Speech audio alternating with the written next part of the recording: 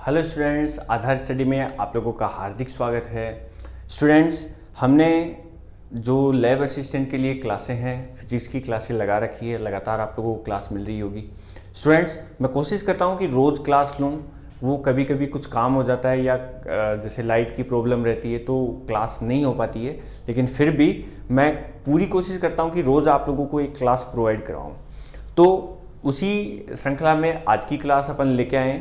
इस क्लास में हमने क्या पढ़ना है, जो पिछली क्लास में मैंने आप लोगों को 5 क्वेश्चन दिए थे कोणीय त्वरण से संबंधित, वो हम आज हल करेंगे। स्टूडेंट्स, ध्यान रखना, क्वेश्चन बहुत महत्वपूर्ण है। क्वेश्चन आप लोगों को लिख के रखने हैं, इनके आंसर आप लोगों को निकाल के रखने हैं। मैंने पहले क्वेश्चन इसलिए दिए थे कि आप लोग प्रैक्टिस कर सको। आप लोगों ने प्रैक्टिस की होगी, अगर नहीं की है तो आप लोगों को पहले प्रैक्टिस करनी चाहिए, फिर सोल्व तो मैं करवाता ही हूँ। आप लोग आंसर मैच कर सकते हो कि आप लोगों ने कौन सा तरीका लगाया, क्योंकि देखो क्वेश्चन को हल करने के कई तरीके होते हैं। ठीक है, आप लोगों ने कौन सा तरीका लगाया है, अगर कोई तरीका लगाया तो उससे भी वो आंसर आए हैं कि नहीं आए हैं। आप लोग जो है आंसर में कहाँ मिस्टेक किए, ये सब आप लोग एनालिसिस कर सकते हो। तो स्टूडेंट्स, आज की क्लास को हम शुरू करते हैं। तो आज की क्लास के लिए जो 5 क्वेश्चन थे उनमें से पहला क्वेश्चन है ये। देखो, पहले क्वेश्चन में दे रखा है कि एक कण 6 मीटर के वृत्तीय पथ पर गतिशील है। कितने पर? 6 मीटर त्रिज्या के वृत्तीय पथ पर गतिशील है। कण की रेखीय चाल v बराबर 2t है। तो एक कण है, वृत्ताकार पथ पर गतिमान है, इसकी जो त्रिज्या है r बराबर कितनी है? 6 मीटर। ठीक है, और हमें दे रखा है इसकी जो रेखीय चाल है v बराबर कितनी है? 2t। ठीक है बच्चों, t यहाँ सेकंड में है और v मीटर पर सेकंड में, तो t बराबर 3 सेकंड पर, t बराबर 3 सेकंड पर हमें क्या निकालना है? कण का अभिकेंद्रीय त्वरण। ध्यान रखना, हमें क्या ज्ञात करना है? अभिकेंद्रीय त्वरण, जिसको AC से लिखा था, ये ज्ञात करना है हमें। ठीक है, अब देखो इसको कैसे हल करोगे। तो याद करो बच्चों, अभिकेंद्रीय त्वरण के मैंने कौन कौन से फॉर्मूले बताए थे। अभिकेंद्रीय त्वरण का फॉर्मूला बताया था मैंने कि एक तो होता है v²/r। अभिकेंद्रीय त्वरण का एक फॉर्मूला होता है ω²r। ठीक है, और तो एक फॉर्मूला और लिखवाया था मैंने, फॉर्मूला लिखवाया था AC बराबर ω×v। ये भी फॉर्मूला होता है। तो ये सारे फॉर्मूले किसके हैं? अभिकेंद्रीय त्वरण के हैं, याद रखना। ठीक है, अब हमें देखो अभिकेंद्रीय त्वरण निकालना है। तो आप लोगों को लग गया होगा कि कौन सा फॉर्मूला लगेगा। तो कौन सा फॉर्मूला लगेगा? देखो v दे रखा है, v²/r लगा सकते हैं हम, क्योंकि देखो v का मान दिया हुआ है, हमें v दिया हुआ है, r दिया हुआ है, तो v²/r सिंपल सा फॉर्मूला लग जाएगा। तो AC बराबर क्या हो जाएगा? AC बराबर v²। पहले v निकाल लो, कितने सेकंड पर? तीसरे सेकंड पर। तो t का मान 3 रखो यहाँ पे, तो 3 दूने 6 मीटर बटे सेकंड, ये v का मान हो गया। v का मान यहाँ रखता हूँ मैं, v का मान कितना रखता हूँ? 6, तो 6 का स्क्वायर बटे है त्रिज्या कितनी है? 6 मीटर। 6 से एक घात कट जाएगी, तो AC का मान कितना आ गया? 6 मीटर बटे सेकंड स्क्वायर। मात्रक ध्यान रखना त्वरण का। बड़ा आसान सा क्वेश्चन था। एक और क्वेश्चन देखते हैं। क्वेश्चन मैं आप लोगों को यहाँ देता हूँ। तो देखो क्वेश्चन है, एक चकती मतलब डिस्क, जो प्लेट होती है, डिस्क होती है एक, उसकी बात कर रहे हैं। स्थिरावस्था से मतलब पहले स्थिर है, वहां से गति प्रारंभ करती है। बलाघूर्ण लगाने पर, बलाघूर्ण अपन पढ़ेंगे, बलाघूर्ण लगाने पर यह कोणीय त्वरण प्राप्त करती है, और इस कोणीय त्वरण का मान हमें दिया हुआ है। इसको आप लोगों ने लिख लिया होगा, इसको मैं मिटा देता हूं। तो देखो क्वेश्चन में दे रखा है कि जो कोणीय त्वरण है अल्फा, वो कितना दे रखा है? 3t - t का क्यूब। ठीक है, t का स्क्वायर, 3t - t का स्क्वायर, ये दिया हुआ है। तो 2 सेकंड बाद में कोणीय वेग क्या होगा? t बराबर कितना? 2 सेकंड, और पूछा क्या है? कोणीय वेग। ठीक है बच्चों, तो ये क्वेश्चन हम हल करते हैं। क्वेश्चन आप लोगों को मिल गया होगा यहाँ पे। चलो क्वेश्चन हटा देता हूँ, ये क्वेश्चन हटा देता हूँ लिखने के लिए। अब देखो, हमें अल्फा दिया हुआ है, हमें कोणीय वेग निकालना है। देखो मैंने क्या बताया था कि 3 पद है अपने पास। एक तो है कोणीय, ये याद रखना, आप लोगों को लिख के रखना है, जब नोट्स बना रहे हो उसके साइड में लिख लेना, बहुत काम में आएगा। कोणीय विस्थापन, ठीक है, कोणीय वेग, कोणीय वेग और कोणीय त्वरण।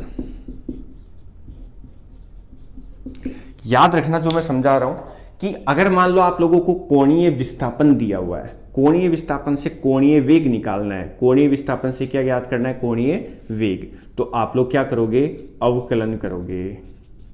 क्या करोगे, अवकलन, डिफरेंशिएशन करना है। एक बार कोणीय वेग दिया है, कोणीय वेग से कोणीय त्वरण निकालना है, कोणीय वेग से क्या ज्ञात करना है, कोणीय त्वरण, तो भी आप लोगों को क्या करना पड़ेगा, अवकलन। मतलब कोणीय विस्थापन का अवकलन करने पर कोणीय वेग आता है, कोणीय वेग का अवकलन करने पर कोणीय त्वरण आता है। मान लो कोणीय विस्थापन पूछा है, कोणीय त्वरण निकालना है, तो कोणीय विस्थापन का एक बार दो बार अवकलन कर दो, त्वरण मिल जाएगा। ठीक है, ऐसे मान लो हमें कोणीय त्वरण दिया हुआ है, क्या दिया हुआ है, कोणीय त्वरण, और पूछा है कोणीय वेग, तो कैसे निकालोगे, ऐसे देखो, उल्टा चलना है अपने को। मैंने क्या बताया था, अवकलन का उल्टा कौन होता है, समाकलन होता है। तो कोणीय त्वरण से अगर कोणीय वेग निकलना है तो हमें क्या करना पड़ेगा, समाकलन करना पड़ेगा। ठीक है, कोणीय वेग से कोणीय विस्थापन निकालना है तो हमें फिर से क्या करना पड़ेगा, समाकलन करना पड़ेगा।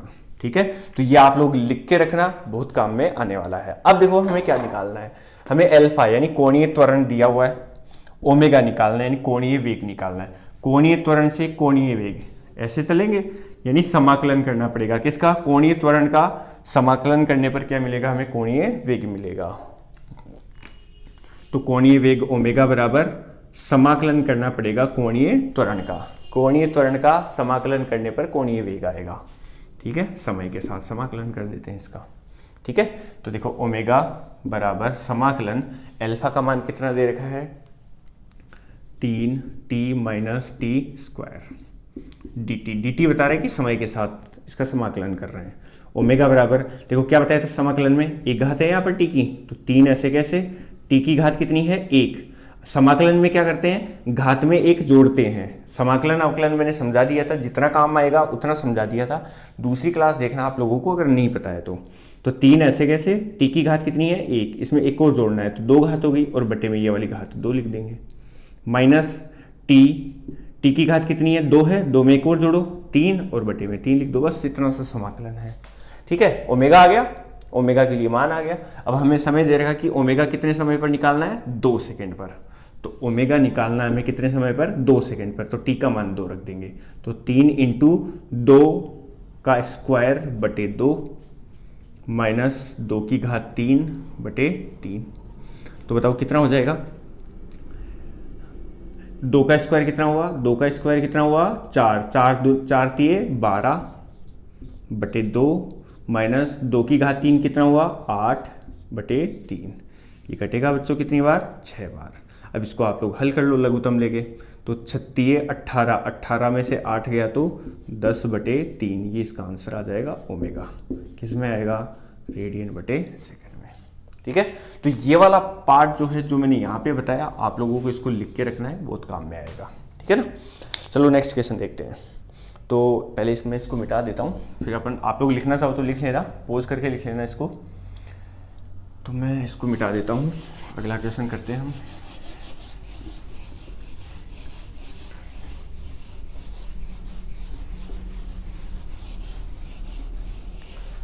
देखो स्टूडेंट्स, अपना अगला क्वेश्चन है ये। तो क्वेश्चन दे रखा है कि 80 सेंटीमीटर लंबी एक रस्सी है, इसके एक सिरे में पत्थर बांधकर नियत चाल से क्षैतिज वृत्त में घुमाया जाता है। यदि पत्थर 14 चक्कर 25 सेकंड में पूरा करता है तो त्वरण का परिमाण क्या होगा। किसका परिमाण, त्वरण का परिमाण। ऐसे समझो, मान लो ये अपने पास एक पत्थर है, ऐसे एग्जाम्पल के लिए मान लो ये क्या है, पत्थर। ठीक है, ये पत्थर है, इसमें ये रस्सी है 80 सेंटीमीटर की, और इसको ऐसे घुमाया है क्षैतिज वृत्त में। ठीक है, कैसे घुमाया है, क्षैतिज वृत्त में घुमाया है। तो क्षैतिज का मतलब होता है ये, ठीक है, हॉरिजॉन्टल, हॉरिजॉन्टल को अपन क्या बोलते हैं, क्षैतिज। और एक होता है ऊर्ध्वाधर, ऊर्ध्वाधर का मतलब होता है वर्टिकल। हमें कहा है यहाँ पे, हमें कहा है क्षैतिज। तो 80 सेंटीमीटर की रस्सी बांध के इसको क्षैतिज वृत्त में ऐसे घुमाया है हमने, आया समझ में इतना। कैसे घुमाया है, कि इसको इस तरीके से घुमाया है कि ये 14 चक्कर पूरे कर रहा है। कितने समय में? 25 सेकंड में। 25 सेकंड में कितने चक्कर पूरे कर रहा है? 14 चक्कर पूरे कर रहा है। तो त्वरण का परिमाण क्या होगा? क्या पूछा है? त्वरण का परिमाण। देखो क्या क्या दे रखा है हमें कि एक ऐसे वृत्ताकार पथ पर, ये तो बोर्ड अब ऊर्ध्वाधर है तो ऊर्ध्वाधर में बना दिया है मैंने, इसको क्षैतिज में मान लेना, इसको इमेजिन कर लेना कि 80 सेंटीमीटर एक पत्थर को बांधा है और रस्सी कितनी लंबाई की है? 80 सेंटीमीटर। तो बताओ ये त्रिज्या हो जाएगी क्या इसके वृत्ताकार पथ की? ठीक है। और ये 14 चक्कर 25 सेकंड में, यानी इसका कोणीय वेग हमें दिया हुआ है। क्या दिया हुआ है? कोणीय वेग। कोणीय वेग दिया हुआ है, तो कोणीय वेग क्या है? कोणीय वेग हो जाएगा इसका 14 चक्कर कितने सेकंड में?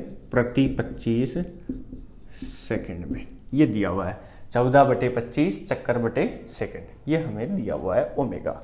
और हमें इसका पूछा है त्वरण। देखो बच्चों ये क्वेश्चन में थोड़ी मिस्टेक है, त्वरण नहीं पूछा है इसमें पूछा है कोणीय, इसका रेखीय वेग। क्या पूछा है? रेखीय वेग। तो रेखीय वेग बड़ा आसान सा है, कैसे हल करोगे? v बराबर क्या होता है बच्चों? Omega are. ओमेगा दिया हुआ है चक्कर बटे सेकंड में और आर दिया हुआ है 80 सेंटीमीटर में। ठीक है, तो वेग कैसे निकालोगे? ओमेगा आर करके। ओमेगा ये दिया हुआ, लेकिन ओमेगा चाहिए हमें रेडियन बटे सेकंड में। तो मैंने क्या बताया था? चक्कर, एक चक्कर में कितना रेडियन? 2 पाई। तो 14/25 चक्कर में कितना रेडियन? 2 पाई। तो इंटू 2 पाई, ये हो जाएगा किसमें? रेडियन, और बटे में सेकंड है ही। ठीक है, ओमेगा हो गया। बस अब ओमेगा लिखो, आर लिखो।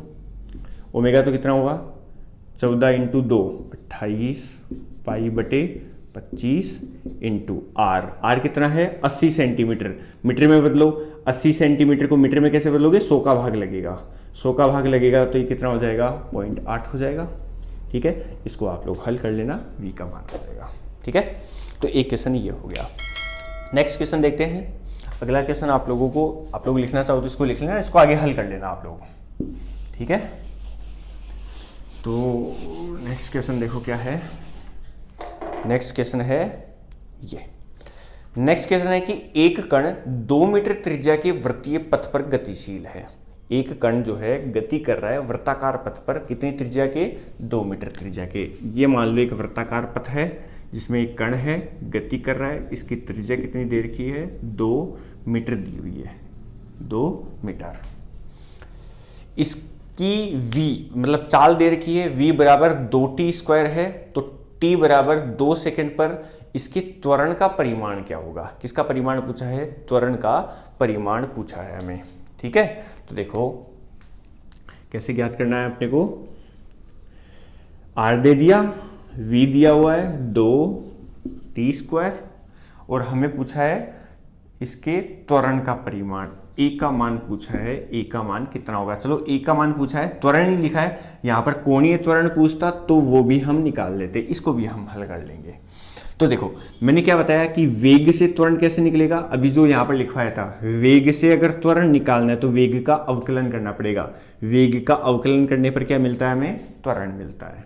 ठीक है, तो त्वरण कैसे मिलेगा? वेग का क्या करेंगे? अवकलन करेंगे।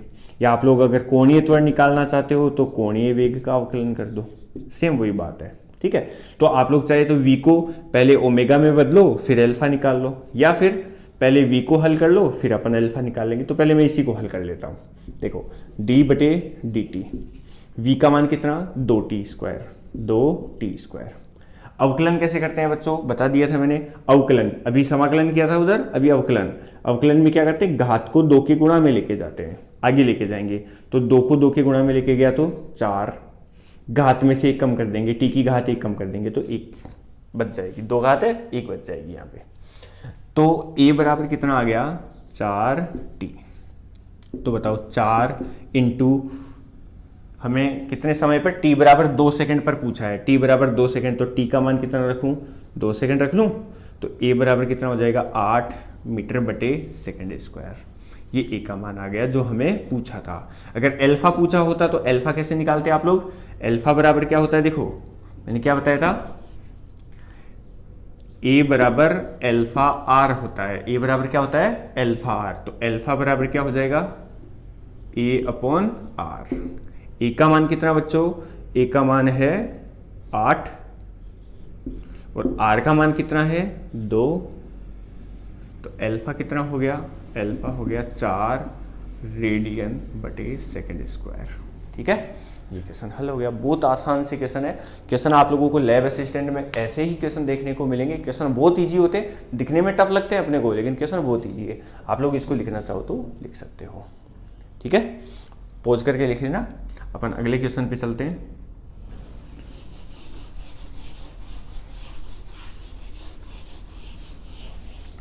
तो स्टूडेंट्स, अगला क्वेश्चन ऑब्जेक्टिव क्वेश्चन है। तो क्वेश्चन देता हूं मैं आप लोगों को ये। तो क्वेश्चन देखो, पृथ्वी अपने अक्ष के सापेक्ष घूर्णन के कारण पृथ्वी का खुद की अक्ष पर, जैसे मान लो कि ये पृथ्वी है, ऐसे एग्जांपल के लिए मान लो पृथ्वी है, इसका स्वयं का अक्ष ऐसे होगा, पृथ्वी अपने अक्ष पर ऐसे घूमती है। और आप लोगों को पता होगा कि पृथ्वी अपने अक्ष पर एक चक्कर कितने समय में करती है? पृथ्वी स्वयं के अक्ष पर एक चक्कर 24 घंटे में करती है, आप लोगों को पता है। और पृथ्वी हर दिन रात जो होता है वो 24 घंटे का ही होता है। इसका मतलब पृथ्वी का जो कोणीय वेग है वो कांस्टेंट है। कांस्टेंट है मतलब हमेशा नियत वेग से, बिना किसी वेग में परिवर्तन किए हमेशा चलती रहती है। ठीक है, वेग में कोई परिवर्तन नहीं होता, कांस्टेंट वेग से चलती है।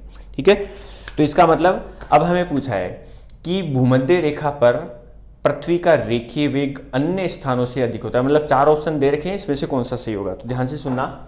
मान लो ये पृथ्वी है, ये पृथ्वी का स्वयं का अक्ष हो गया और इस पर ये घूर्णन कर रही है। यहाँ पर क्या हो जाएगा? ये भूमध्य रेखा हो जाएगी। ये उत्तरी ध्रुव हो गया, नॉर्थ पोल हो गया, ये साउथ पोल हो गया, दक्षिणी ध्रुव हो गया। अब ये पूछा है कि भूमध्य रेखा पर वस्तु का रेखीय वेग अन्य स्थानों से अधिक होता है। रेखीय वेग बोल रहा है, तो रेखीय वेग का फॉर्मूला क्या था? V बराबर ओमेगा आर। ठीक है, हमें कहा है कि भूमध्य रेखा पर रेखीय वेग, इस जगह पर रेखीय वेग जो है वो कहां से? अन्य स्थानों से अधिक होता है। बिल्कुल अधिक होता है, क्योंकि देखो ओमेगा तो कांस्टेंट है, मैंने कहा कि कोणीय वेग तो कांस्टेंट है, लेकिन जैसे मान लो कण यहां रखा है तो यहां तक की त्रिज्या, ठीक है, कण यहां पर रखा है तो ये वाली त्रिज्या, कण यहां रखा है तो ये त्रिज्या। तो देखो यहां पर त्रिज्या सबसे ज्यादा बड़ी होगी, ये ऐसे अपन चलते जाएंगे तो ये वृत्ताकार, देखो सारे कण ऐसे वृत्ताकार पथों पर गति करेंगे। ठीक है, और मैंने कोणीय वेग में भी बताया था कि कण जो है घूर्णन अक्ष से जितना दूर होता है, कण घूर्णन अक्ष से जितना दूर होता है उसका रेखीय वेग उतना ही ज्यादा होता है। तो कण जो है घूर्णन अक्ष से सबसे ज्यादा दूरी पर कहां पर होगा? भूमध्य रेखा पर होगा। अगर दूरी सबसे ज्यादा है तो रेखीय वेग भी क्या होगा? सबसे ज्यादा। तो भूमध्य रेखा पर रेखीय वेग अन्य स्थानों की तुलना में क्या होता है? ज्यादा होता है। पहला ऑप्शन सही है। दूसरा देखो, भूमध्य रेखा पर वस्तु का कोणीय वेग अन्य स्थानों से अधिक होता है। कोणीय वेग के बारे में बोला कि अन्य स्थानों से अधिक नहीं होता, कोणीय वेग सब जगह पर कांस्टेंट होता है। अगर पृथ्वी नियत कोणीय वेग से घूर्णन कर रही है तो इसका ओमेगा, इसका ओमेगा, इसका कहीं पे भी कण है सबके लिए ओमेगा कोणीय वेग क्या रहेगा? कांस्टेंट रहेगा। तो दूसरा ऑप्शन गलत है। तीसरा देखो, पृथ्वी के सभी स्थानों पर वस्तु का रेखीय वेग समान रहता है और कोणीय वेग भिन्न भिन्न। सभी स्थानों पर रेखीय वेग समान, गलत है। रेखीय वेग आर पर डिपेंड करता है। अगर आर ज्यादा तो v ज्यादा। जैसे यहां के लिए ये दूरी ज्यादा होगी तो v ज्यादा होगा, ये दूरी कम है तो v कम होगा। तो v सबके लिए समान नहीं होता। ठीक है, पृथ्वी की कंडीशन में सभी स्थानों पर कोणीय वेग और रेखीय वेग समरूप होते हैं, ये भी गलत हो जाएगा। कोणीय वेग और रेखीय वेग, केवल कोणीय वेग समरूप होता है, रेखीय वेग समरूप नहीं होता पृथ्वी की केस में। तो इसका ऑप्शन ए जो है वो सही रहेगा। तो स्टूडेंट्स, ये अपने कोणीय त्वरण पर जो क्वेश्चन थे वो अपन ने कर लिए हैं। अपनी जो अगली क्लास है वो और भी महत्वपूर्ण होने वाली है। अगली क्लास जो है वो न्यूटन के समीकरण अपन देखने वाले हैं घूर्णन गति में। रेखीय गति में तो आप लोगों ने पढ़े होंगे, हम घूर्णन गति में घूर्णन गति में न्यूटन के गति के समीकरण पढ़ने वाले हैं। तो अगली क्लास में उन सबको, तीनों समीकरणों को पूरा कर लेंगे हम। ठीक है स्टूडेंट्स, तो आज का वीडियो इतना ही रखते हैं, मिलते हैं नेक्स्ट वीडियो में। वीडियो अगर अच्छा लगा है तो वीडियो को लाइक करना, दोस्तों के साथ शेयर करना, चैनल पे नए हो तो चैनल को सब्सक्राइब ज़रूर कर लेना। मिलते हैं नेक्स्ट वीडियो में, धन्यवाद।